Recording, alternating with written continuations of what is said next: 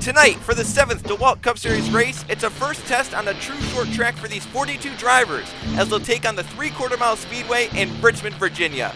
Galway Automotive has won the last 2 races on racetracks over 2 miles in length.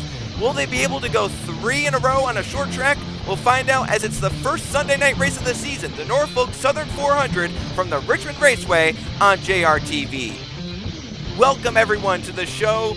For the 7th time in the DeWalt Cup Series season, we're here for racing on JRTV. I'm Joe Rakowski, Trey Bartle alongside me in the booth. And Trey, how great it is to be at a short track under the lights Sunday night. It's just going to be a great one. It's going to be a chaotic one here from the Richmond Raceway.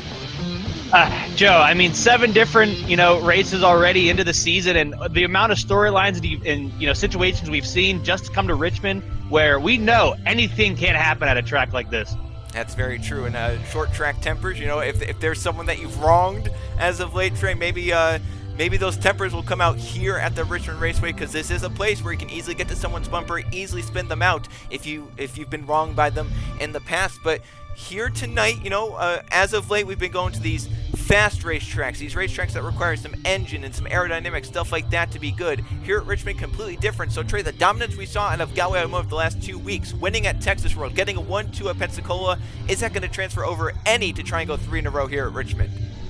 It's hard to stop momentum, Joe, once you got it going, and especially if it's an entire race team that has the momentum. I mean, that's just a whole nother beast in itself, but there's a lot of other drivers that really want to kill that and, try to go out there and start momentum for themselves. So we'll have to see what all can happen, but I would not be surprised if, they continue with what they're doing. And how about the team highest in owners' points, Otter Island Motorsports, Benny Watson's team? They're leading the owners' points. Galway Automotive is up to second now, but Otter Island has a pretty decent lead, and they're looking to extend that here tonight at Richmond during this 80-lap race. Their cars are starting 2nd, 4th, and 6th here tonight, so they've swept the outside lane of the top 3 rows, Trey. That is a team that has been hard to beat basically anywhere we go. It doesn't matter what track type. They seem to have everything figured out so far. Yeah, it does. Just seems like that.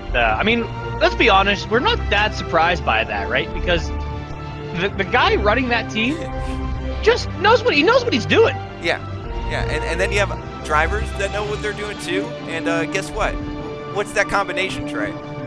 That's a winning combination, Joe. That's what that is. Exactly. So we'll have to see, can they continue that momentum. Obviously, their only driver that's won this season is Laura Chung, but it came at the first technical short track race of the points season at Phoenix. Laura Chung won that one here at Richmond. Very similar racetrack, very similar things that matter here at Richmond compared to Phoenix. We'll have to see, can that continue over here to Richmond, or will someone else make their name known as the point standings entering into this one? Brian Rodriguez has taken back over the points lead. Remember, Jerry Chen involved in a crash at Pensacola late in the race. So now Chen goes from leading the points by a good margin down to 12 back. Nathan Stapleton is up to 3rd in points. He's 19 back. Gabe Willard, Matthew Burnett round out the top 5.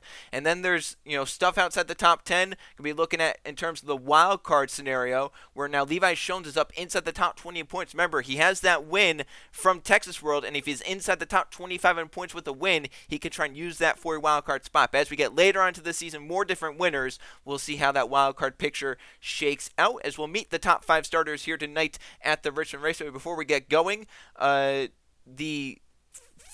pole, Jude Martinelli for Fos Autosport. How about this team? They've kind of been hot and cold so far this season, and Martinelli started off the season pretty well. As of late, has really dropped down. However, a pole position run at a track like Richmond, track position means a pretty good amount.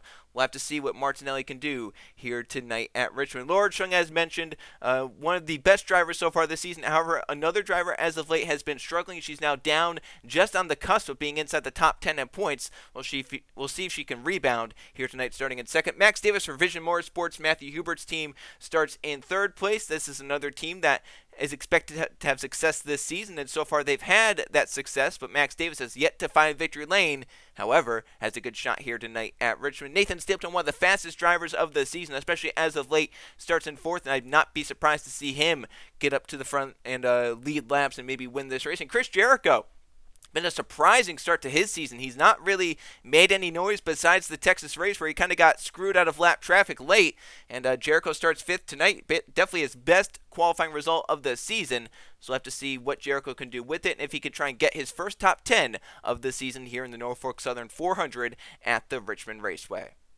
So now as we start to get a look at the Gatorade starting grid that rolls along the left side of the screen, Trey, let's get to our picks to win. I've closed into within a position now of our season averages. I won again last week, so you get to go first. Once again, who's your pick to win here in the Norfolk Southern 400 at Richmond? Now, I'll be honest, I'm tired of going first, but I think I'm going to pick a guy who's starting inside the top 10 on the bottom line. That's two combinations you want for a track like this. He's starting P7, the 28 of Riley Spurley-Tube. I think, Joe, that I've been saying it for the past how many weeks now that he's going to be my ticket. They're going to be my ticket to get the win column, but I got a good feeling this time, and I mean that. And I do believe, Trey, that this is the first time Riley Spurley-Tube is starting on the inside lane for the start of a race. So maybe that's the magic he needs to break through and win his first race of the DeWalt Cup Series season. I'm going to go just around your pick. I'm going to go just a few rows further forward. On the outside, Nathan Stipton's been fast as of late, and I think that's going to continue over here at Richmond. I think he's going to have a good car. We know Otter Island Motorsports is a good team, and I think Stipton's going to get that first victory of his DeWalt Cup Series career right here at the Richmond Raceway. Well, as it's going to be an 80-lap race, the field window something to watch out for. 45 to 50 laps. Will it stay green long enough for that to come into play, or will we keep getting those caution flags, short track mayhem? We'll find out. Martinelli Chung, the front row for the start of the Norfolk Southern 400. We're underway from the Richmond Raceway.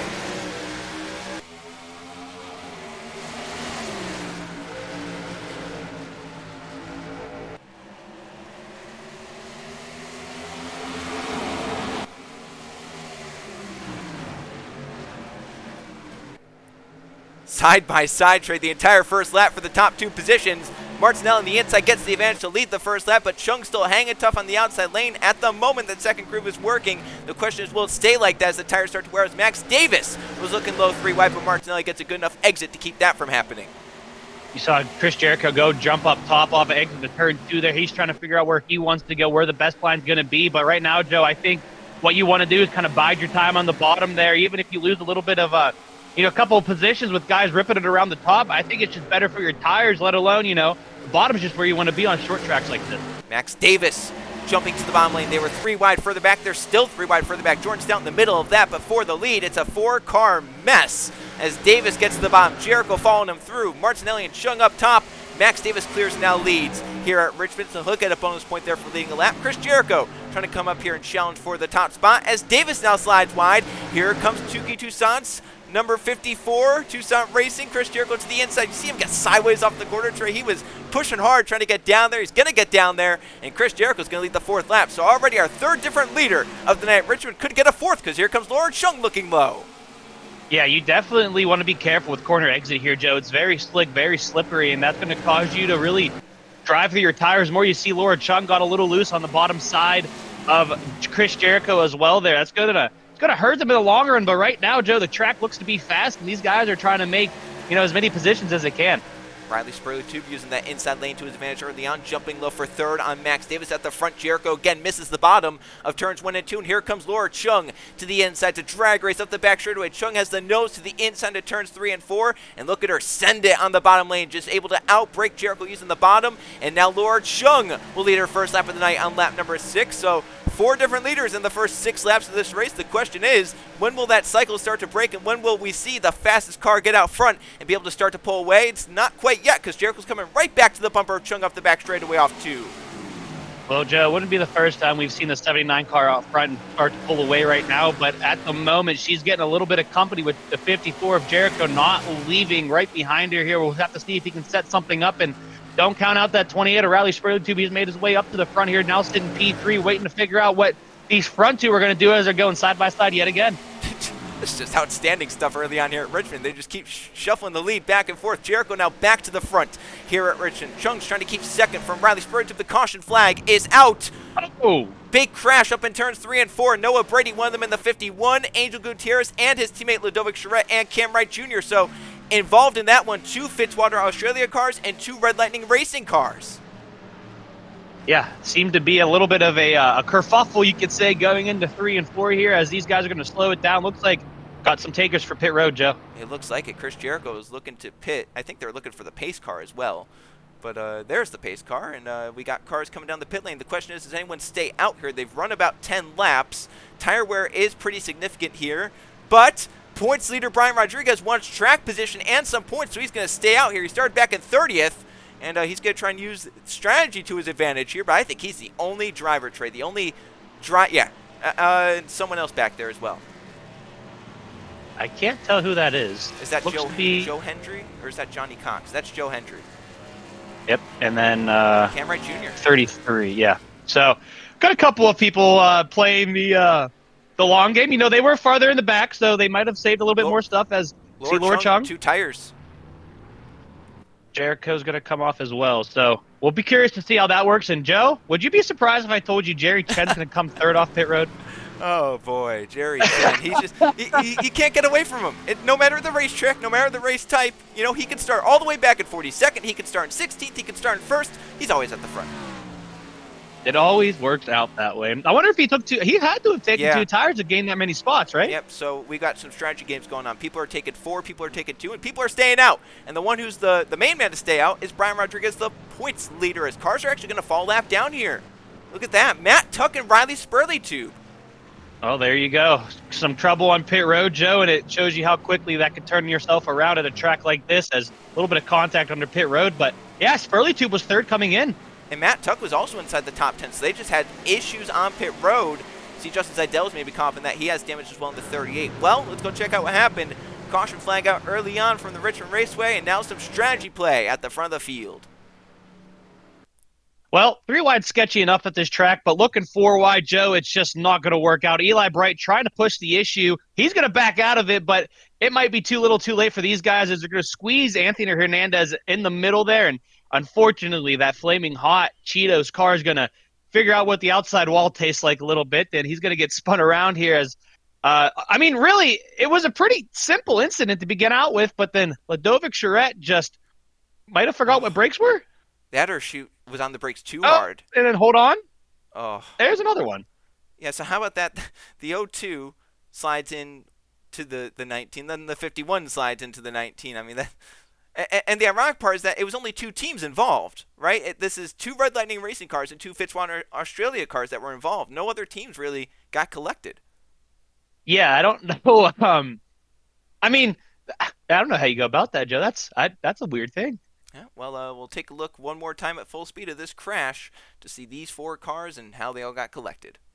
And one more view as they come off turn number 2. You saw Eli Bright look into the bottom. Cam Wright Jr. trying to give room, and Eli backed out, but it was just too little too late, as you mentioned, Trey. And look at that. Charette and Brady were committed to the outside and really probably just had nowhere to go on that. And unfortunately for Noah Brady, definitely the worst of the incident. I think Charette and Gutierrez, along with Cam Wright Jr., will be fine to continue on. Charette may be a little bit worse off. Cam Wright Jr. obviously stayed out, so we'll have to see how that 33 does on the restart. Well, pit strategy afoot. Drivers came in about 10 laps in, but the one who didn't, or one of the ones that didn't, was Brian Rodriguez. Our points leader will now lead here at Richmond under our first caution flag.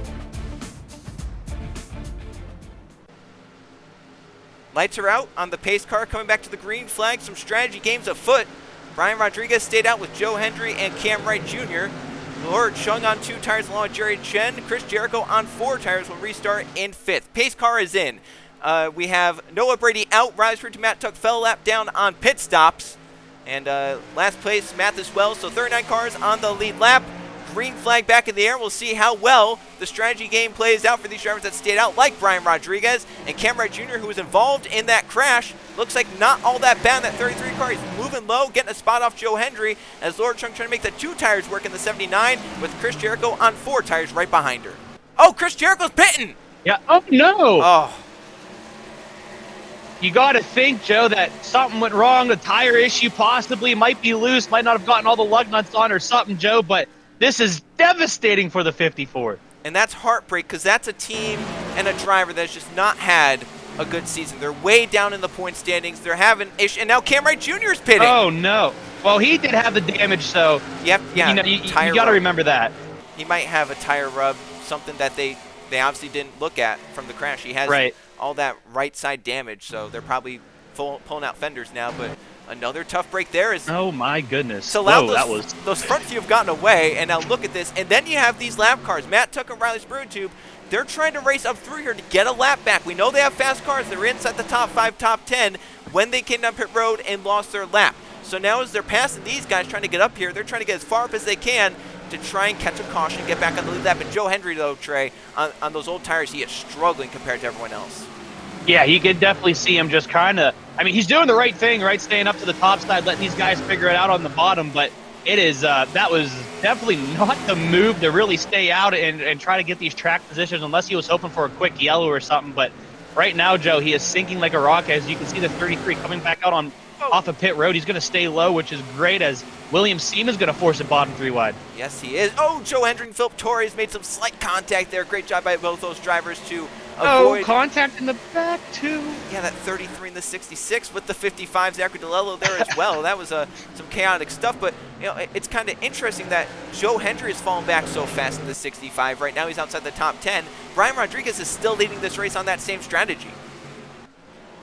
Yeah, definitely. So, I mean, you would think it would just have to be almost a car performance thing, at least for the 62 compared to, some of the other drivers, but only, I mean, I don't really know the background of it, so I can't really say yes or no, as that was close contact between Riley Tube and Jerry 10 coming off at 2. What are we doing? Joe Hendry got sideways off of 2. Joshua Cox was to the inside. They made contact, and I thought that 65 contact was going to be in the inside wall. That is, Joe Hendry is not having a fun time out there right now.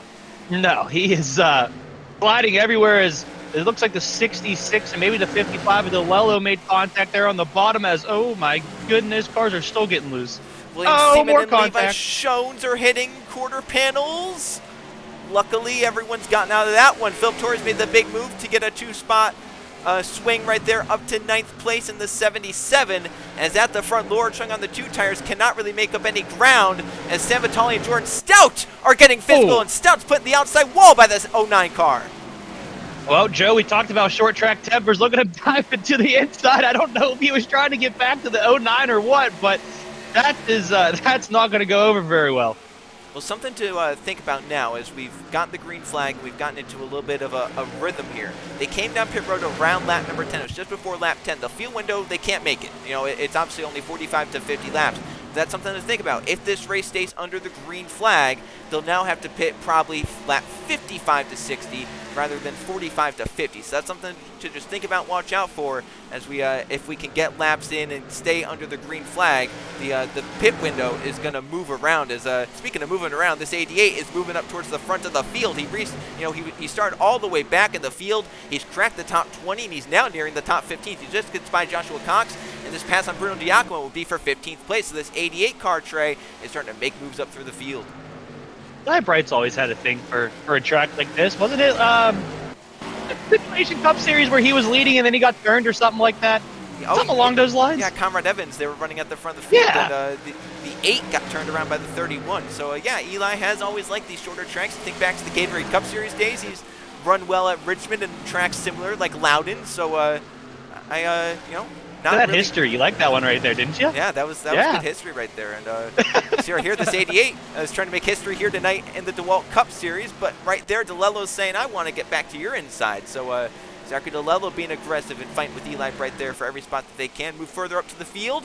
William Seaman and Lathan Strickland are bound. This is for 11th and 12th. Levi Shones, great to see him. He's really turned the corner as of late and really starting to run well wherever they go inside the top 10 for Galway Automotive. This is a team that just continues to impress. And DeLello also just a little bit further back in the 55, battling for a top 15. Jack Haas, surprisingly quiet so far tonight, back in 26th place, the third of the Galway Automotive cars. So, they're running decently. Jack Haas struggling a little bit right here, but we'll see if he can try and move through the field as we get laps into this race. Battle is on for a second. In fact, it's a battle no more.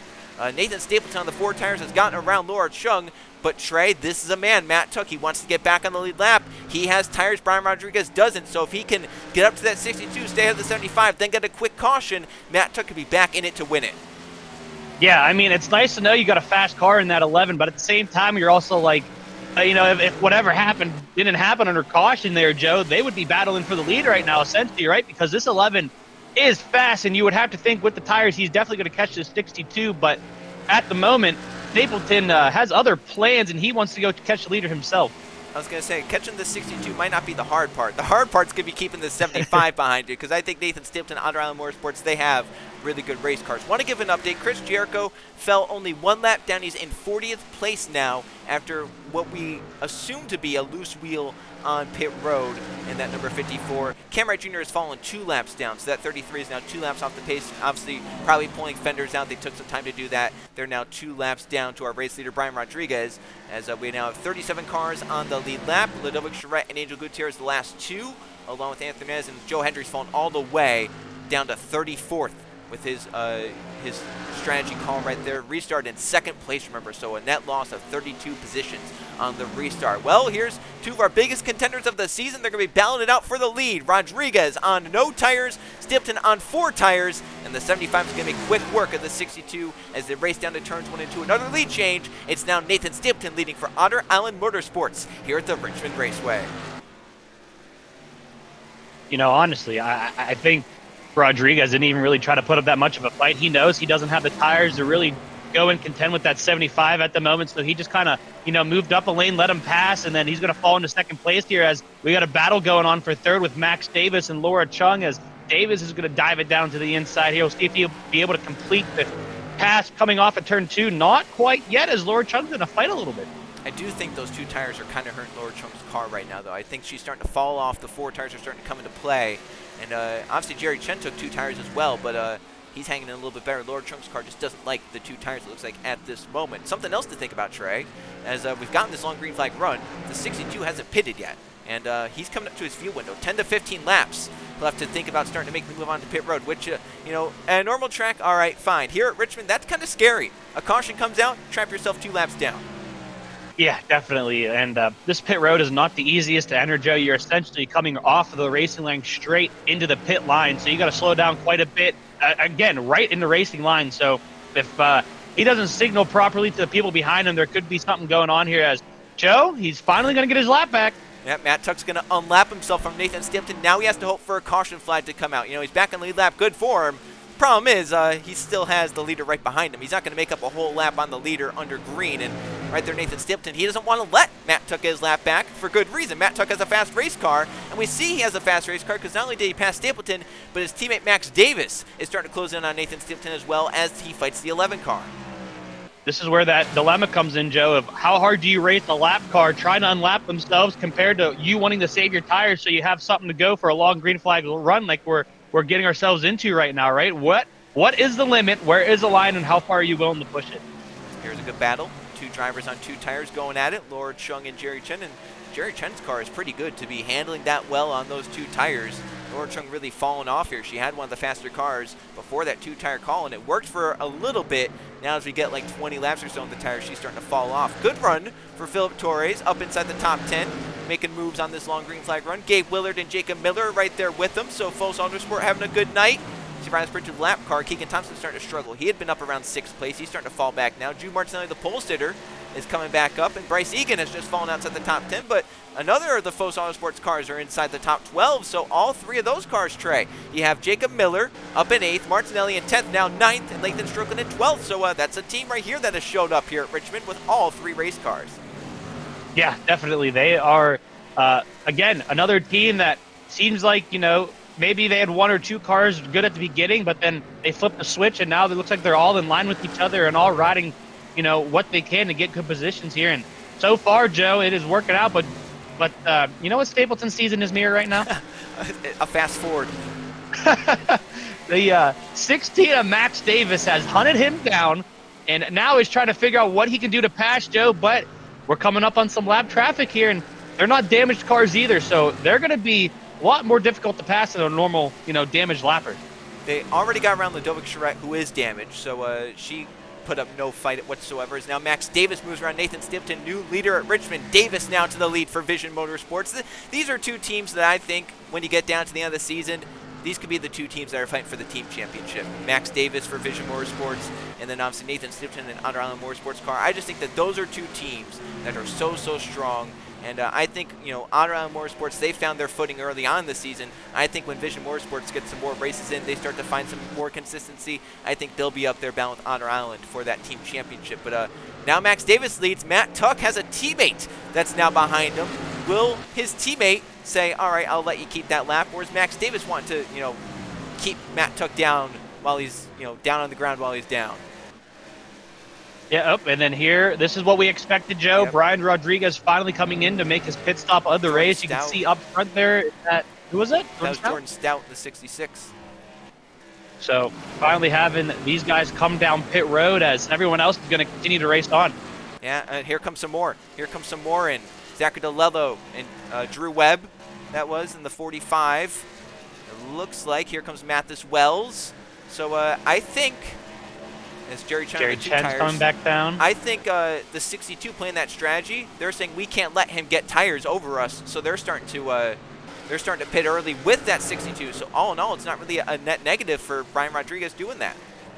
Anthony Hernandez coming down, has got a lot of other drivers coming down. But yeah, definitely, John. I mean, this is a short track pitch strategy that everyone varies a little bit differently on, and you only know how well it's going to work is at the end of the race, essentially. Yeah, and something I watch out for, Chris Jericho obviously had to come down pit road under the green flag just after the restart, so he has a little bit more fuel. And his caution's out. Caution is out. Oh, no. And who is it involving? That's going to trap a lot of people. Looks like Gabe Willard. Oh. I don't know what could have happened there. I don't see a lot of front-end damage. It just makes like maybe he a little bit of front-end damage, and it looks like the motor expired as well. So hopefully we have a camera on it to figure it out. But well, Matt Tuck's going to get his lap back. Matt Tuck has gotten his lap back, but this is going to trap a lot of people a lap down. A lot of people have made their pit stops, and there's only going to be about 19 on the lead lap. I was going to mention Chris Jericho, how he could stay out longer and hope that these leaders would have to pit. He could stay out, catch a caution. Well, that caution came just a few laps too soon, I think, for that 54. But now Max Davis is going to lead the cars that haven't pitted down pit road, and this is going to trap about half the field. Well, they're going to be on the tail end, so they'll get waved around at least. Right. So we'll have to see how this goes. See if anything on pit road has any big contributors to a different lead change. You can see essentially it's the top four. Whoa. Jude Martinelli, quick stop. Did he just 2 tires? I think he just took fuel. Did he take tires at all? I don't know if he. Yeah, I think it was just fuel only. I think it was just fuel only. Good stop for Jacob Miller. He's going to be up around 4th place, 3rd place maybe even. That was close. He got 3rd. Well, so Martinelli, fuel only, I think. Yeah, we'll have which is going to be interesting. Yeah, we'll have to get updates on it, but there's going to be a lot of wave rounds here, and we'll have to catch it all. So caution flag is out. We'll sort this mess out, and we'll go check out what happened. Second caution flag of the night, and it came right in the middle of green flag pit stops. Well, old tires are going to play a factor into this, Joe, and Gabe Willard just almost acts like Philip Torres isn't there. He's going to get turned into the outside wall and lifted the back of the car up, Joe. That is a hard hit for very little damage, which is what I think threw you and me off on what exactly happened to the 27. But that replay right there shows a clear-cut sign of what it was. My initial thought was he blew an engine and then maybe spun in his oil or something. But that was not the case. He obviously just missed the bottom of the corner, went up into Philip Torres. That was a battle for position as well, right? They were both on old tires. And unfortunately for Gabe Willard, he gets the worst of it, and that car is done for the night after a major accident off turn number 2. One more view. Gabe Willard and Philip Torres making hard contact to the outside wall off turn number 2. And now this has set up an interesting scenario. Car's going to be taking the wave around. There's going to be a whole mess to sort out for the officials in the tower. And a whole mess because some pit strategy looks like played out. I think Jude Martinelli did just take fuel only in that 94, so we do believe he'll be the leader on the restart, which will come in the second half of the Norfolk Southern 400 here at the Richmond Raceway.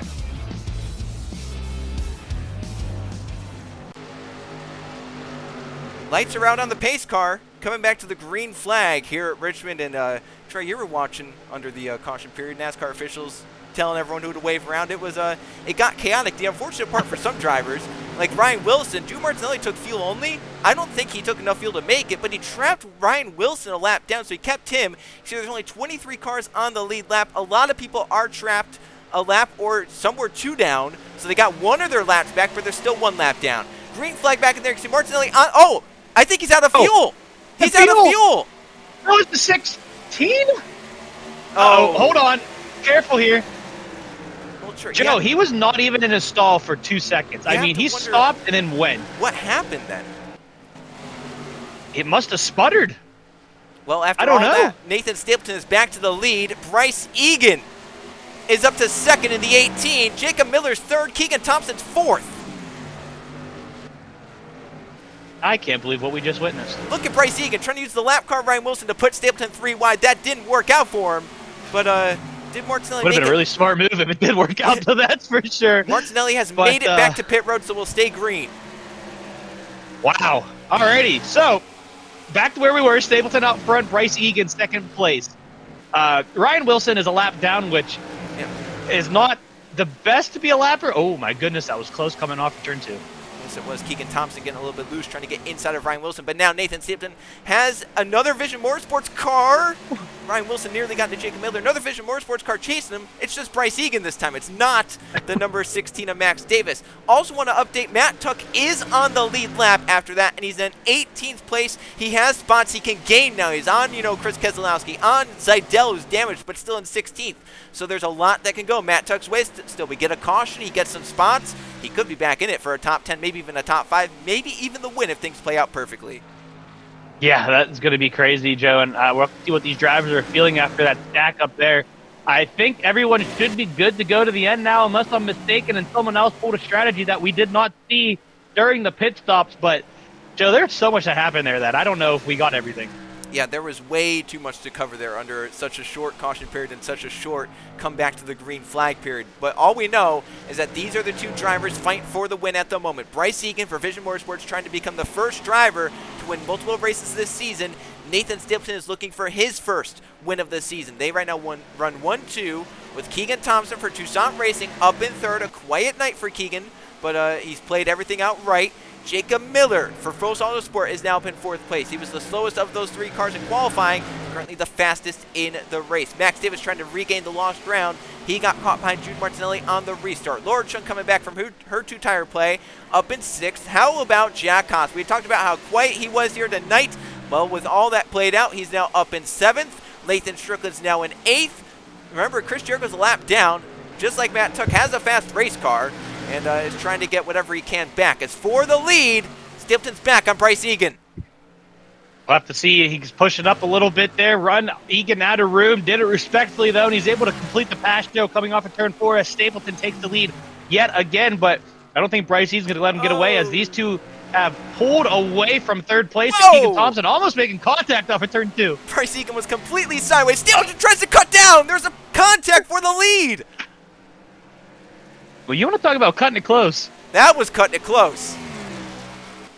Wow. Taking yourself out of the lead, Joe, by turning yourself. Look at these 2. They just keep going at it. Now Stapleton's going to come back at Bryce Egan.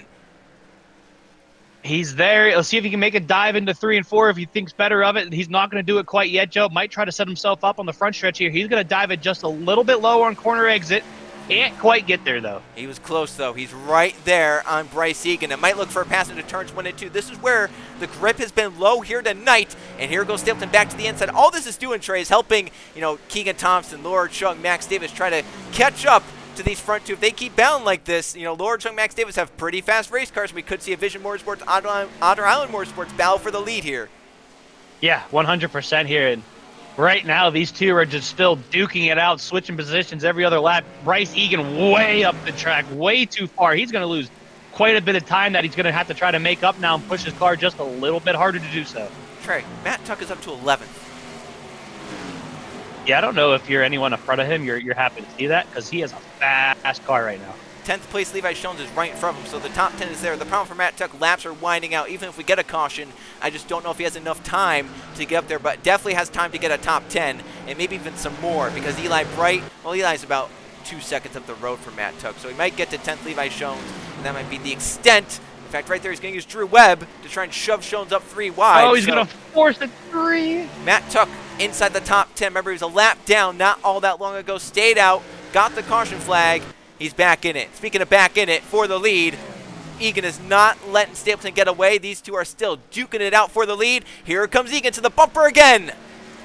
Joe, not to say anything here, but both of these drivers got backup coming in 3rd and 4th place right now as Laura Chung and Max Dave has both passed Egan Thompson. Joe, we could be looking at a 2v2 for 1st through 4th, but actually Keegan decided better of it. Yeah, Keegan is saying, I don't want Vision and Otter Island to take up all the glory. I want, my own glory. So here goes Keegan trying to get 4th place back as Bryce Egan takes the lead back from Stapleton. It's still 12 laps to go. And look at again. Crossover move. Stapleton to the inside. Egan swings wide. They're going to be side by side again off turn 2. And Laura Chung is licking her chops because here she comes into the battle, nearly a second back and gaining every lap.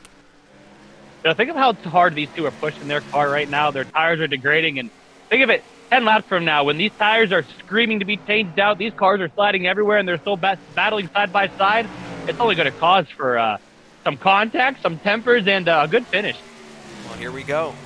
Final 10 laps at the line. Egan and Stapleton duking it out. 1v1 at the moment. Stapleton back to the lead. 10 laps to go at Richmond. Laura Chung hanging around that 1.3 seconds back. Not gain. Caution's out! Oh my goodness! Wow. Oh, look out. Oh my goodness, as well as they're racing back to the line, I believe. Yeah, Sam Vitale was trying to get back going and nearly hit Bryce Egan, but now with 9 to go, the caution is out. Oh, boy. Oh, Joe, this just gets crazier and crazier. We are going to have a restart with under 5 to go, I do believe. That is that's going to be a recipe for disaster. Well, the good news for these front two is that Sam Vitale got lapped and stayed in front of Laura Chung. So unless Sam Vitale pits here, it's going to be between 2nd and 3rd for the restart. See if they come down. It looks like they did make contact with the wall possibly, but I don't see them making the entry, Joe. So Bryce Egan and Nathan Stapleton might be the ones that duke it out for the end here. Well, if Laura Chung can't get past. Lap cars also pit second time around, so there's a possibility that they're just waiting, but I don't know if there's that bad of damage. That's what I mean. The car looks relatively clean for it just being in an incident. Yeah, well, all right. Well, I believe they're going to be staying out, and we'll just have to see how lap traffic goes on the restart. Well, it's going to be Stapleton leading. We'll go check out what happened. A crash on the back straightaway brings out the 3rd caution late in the Norfolk Southern 400 here at Richmond. Well, Joe, we saw the replay before this, and this is not good. It looks like Sam Vitale essentially just chased Ashford up the track, and Joe, hold your breath here because this is going to hurt. Wow. Oh, my goodness. And Sam Vitale got spun afterwards by Zidell. Yeah. Driver's side almost at probably one of the worst angles you can. Luckily, it wasn't about another 10 feet down where that wall angles out more, right? Yeah. But, wow, I don't know what that was about, but that did not look good. Yeah, Ashford's going to be done for the night, obviously. Hard contact there. Sam Vitale gets back going and will be a factor on the restart. We'll take a look one more time at this crash in full speed. Here it is again, full speed. Sam Vitale. Maybe an issue with Ashford earlier in the race, I don't know. But obviously severe contact there. Ashford drives away from the scene, thankfully, but unfortunately is down pit road. Watch how close this is with Bryce Egan racing back to the caution flag. Be surprised if they didn't make contact there, Joe. Well, that was close. But now Stapleton Egan will have a lap car between themselves and 3rd place Laura Chung. We'll see how it goes on the restart. It'll be the final restart of the night here from the Richmond Raceway. We'll see who gets the victory in the 7th race of the season.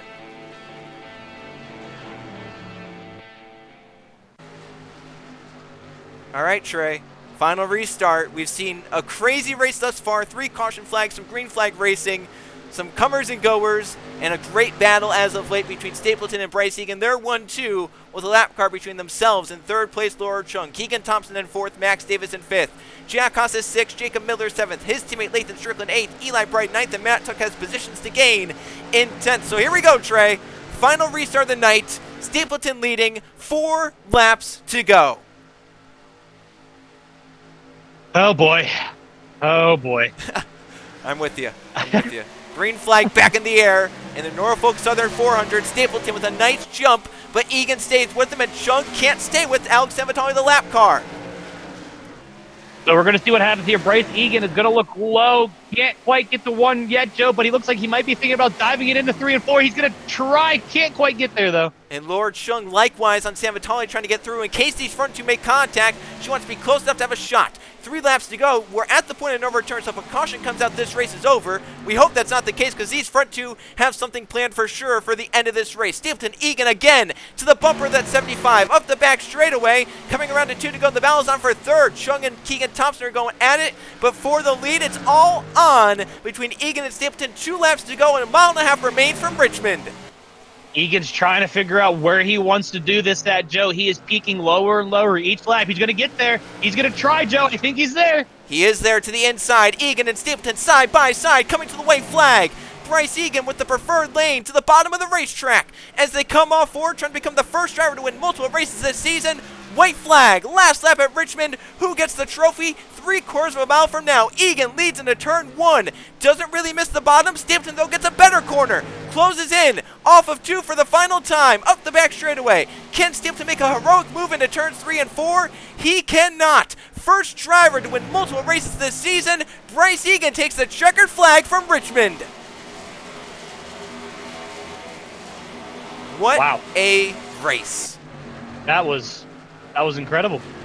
And Bryce Egan puts himself at the top of the wins list. 2 wins in 7 races, the first repeat winner of the 2025 DeWalt Cup Series season.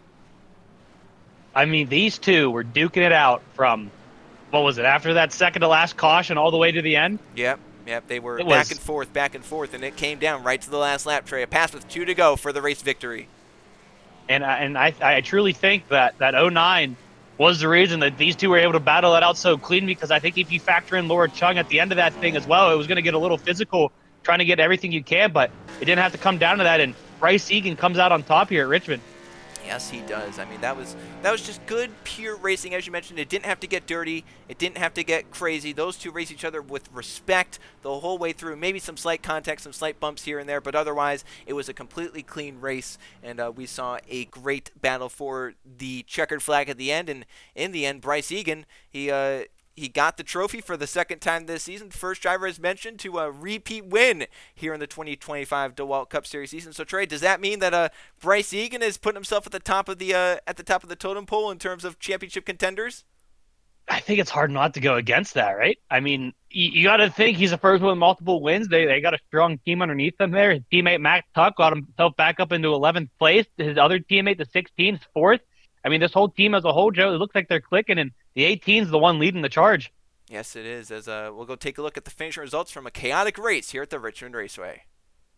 So here's a look at how they finished in the Norfolk Southern 400 here at the Richmond Raceway. Bryce Egan, 2 wins on the season through 7 races as he wins in a chaotic battle with Nathan Stapleton right down to the wire. Those two finished 1-2, and rightfully so. I think those two cars so equal. Either one could have won, and Bryce Egan just made the move at the right time. Keegan Thompson, a gritty drive, ends up in 3rd place, leading the charge for Toussaint Racing here tonight, something that really hasn't been said so far this season. Max Davis, solid day inside the top 5. What could have been, though, for that number 16 if he didn't get caught behind Jude Martinelli on that one restart. Laura Chung with the top 5, continuing her string of solid performances and moving her back up in the point standings. Jack Haas had to come through the field a lot, ends up in 6th. Jacob Miller and Eli Bright, 2 names that we haven't talked about much this season. They both get top 10s and moving themselves up in the points. Jerry Chen had an amazing final restart to move his way inside the top 10 at the end, so gritty drive there for the driver of the 36. And Nathan Strickland keeps the roll going for Fos Autosport with a second top 10 for that team here tonight. Matt Tuck, while it wasn't the top 10 he was looking for, kind of fell back on that restart, does get 11th, showed he had a fast car, and finally starting to get some consistency going for that number 11 driver who's not had it so far this season, finally up into the top 25 in points. Brian Rodriguez, points leader, ends up in 12th. Will lose some of his points lead, however, could have been a lot worse. Getting caught on pit road under the caution flag. Levi Schoen's a solid night along with Joshua Cox and Crown Jr. Giacomo Cox, Johnny Cox that is, William Seaman, Justin Zeidel is all torn up, still ends up inside the top 20.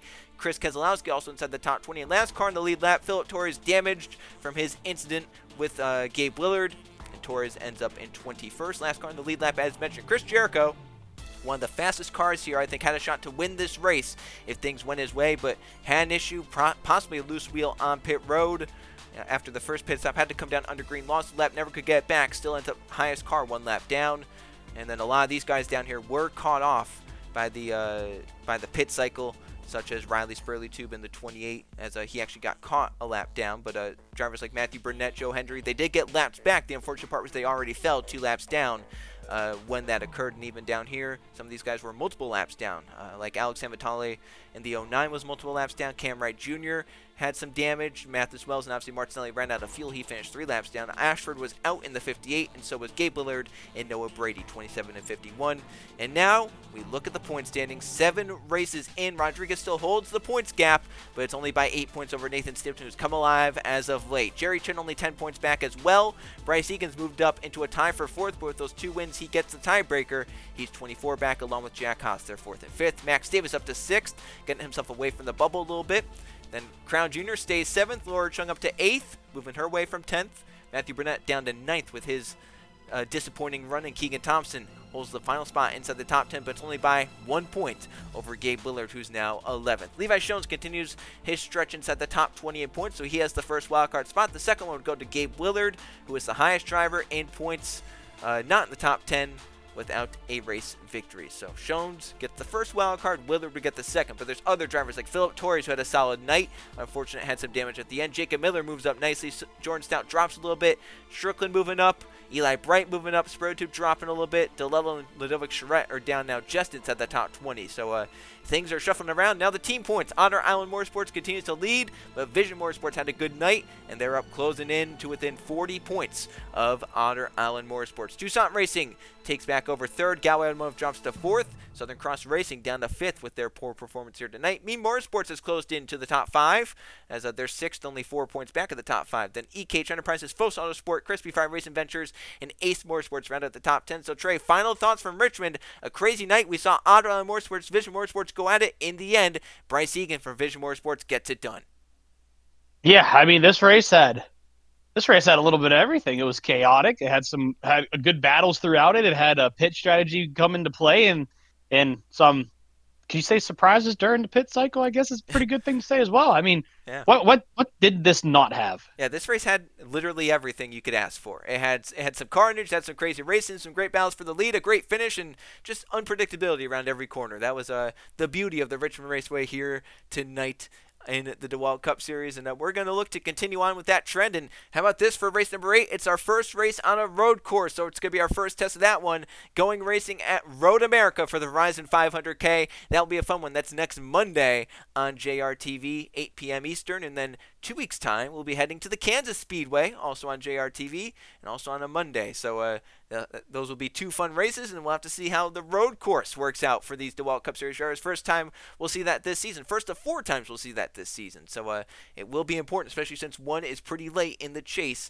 at the end of the season. Well, tonight, it was all about Bryce Egan and Vision Motorsports as Egan claims victory for the second time this season from the Richmond Raceway. For Trey Bardo, I'm Joe Rakowski. So long. We'll see you guys next Monday from Road America.